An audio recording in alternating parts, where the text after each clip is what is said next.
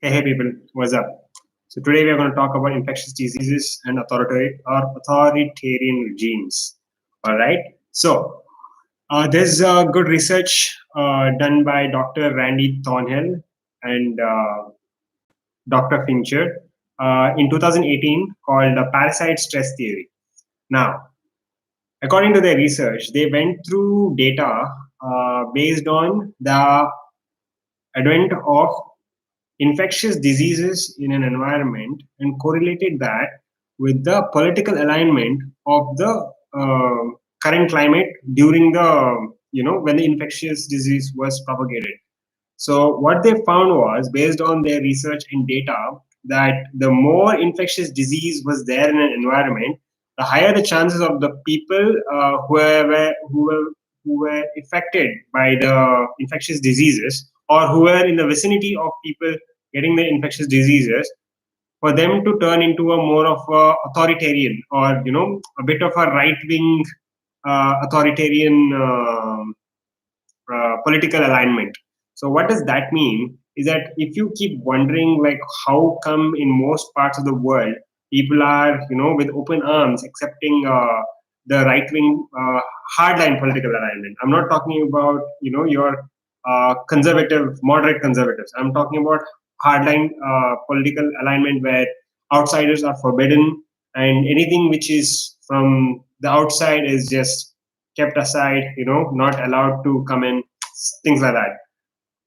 The converse of this is, if there is an environment where the infectious diseases are almost nil, right? Like the advent of an infectious disease coming in is not so high, then the political alignment of those in the population would lean into more open to experiences, as in they're more open. So there is a correlation between your political alignment and your personality as well. Okay, and regardless of what you say about nature, nurture, about how a person is brought up, personality is dictated by genetics. So there is also another study of epigenetics where a person's experience also changes his genes, and it also affects the offspring.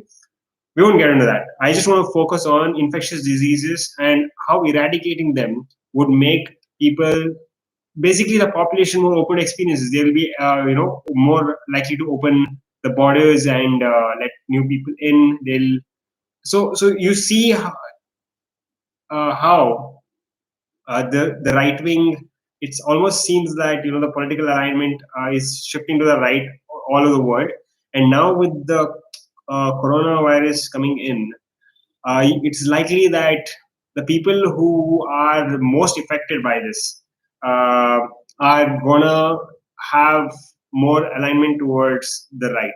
So I'm still not perfectly sure about the mechanics of this. However, it gives me enough of a case for action that if you allocate the resources into eradicating most of the infectious diseases in the world, then you will likely see a population that is more open to experiences. And when I say more open to experiences, open to experience people are more likely to be creative as well. They are more likely to try new things, and there's a high track record of you coming up with more innovation. So this is just a matter of time. It's just inevitable that obviously we're going to eradicate all these diseases, right?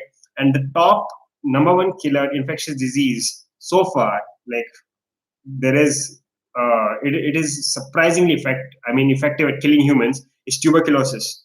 So tuberculosis is caused by a bacteria called mycobacterium. Yeah, mycobacterium tuberculosis. It affects the lungs.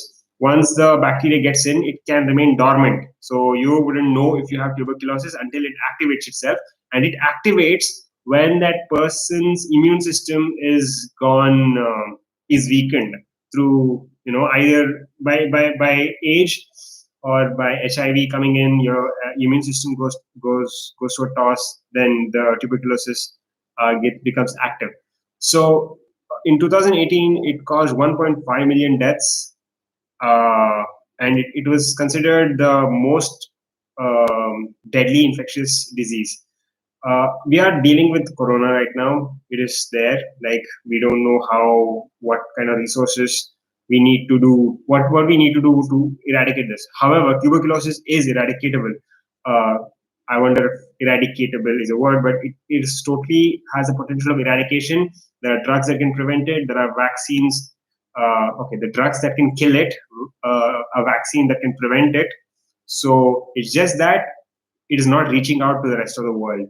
So, if, like there are several agencies and organizations that do it, and I have an Instagram page called End Tuberculosis. You can go and follow that to raise awareness about tuberculosis.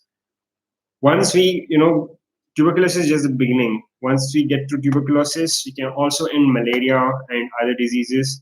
And we just need to focus on getting rid of infectious diseases, infectious parasites, and start moving on to other problems. So this is like a long laundry list of issues and things that can bring about a lot of positive change into the world, and tuberculosis is priority. So let's work on that.